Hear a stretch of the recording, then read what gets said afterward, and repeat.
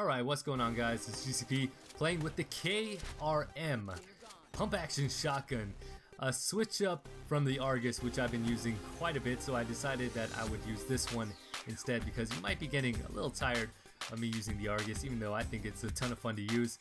In fact, I think I might still have one more on my hard drive that I might use for my next upload, but you know what? I decided to switch things up and hopefully you guys enjoy this one in the background. But anyways, I want to talk about really quickly an article I read about a man oh my gosh, this is funny. A man in, I think it was Iceland or somewhere, that raged so hard, and this guy was like 30 years old. He raged so hard that and by the way, he was in an apartment building. He raged so hard that, you know, that apparently a bunch of people heard him. It went through several floors of that apartment building. That, you know, people were fearing the worst and they called the police. And when the police arrived, they found him, you know, calming himself down in a cold shower.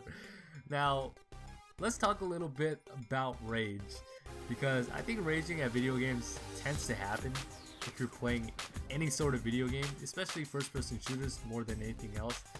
But I have noticed it in different video games before. But just raging in video games is bound to happen, right?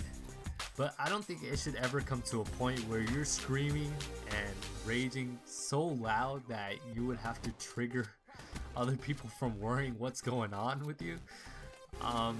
When it comes to that point where you're just frustrated with the game and you just can't take it and you're tossing controllers, you're throwing a fit, I think you should at that point in time turn off your console or your PC and take a chill pill, or maybe perhaps play a different game mode that won't make you rage quite so hard.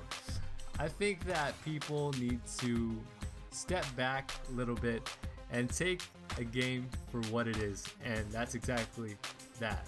It's a video game, right? It's not serious. It's not gonna influence your real life. It's just a virtual reality getting you away from, you know, the stresses of life.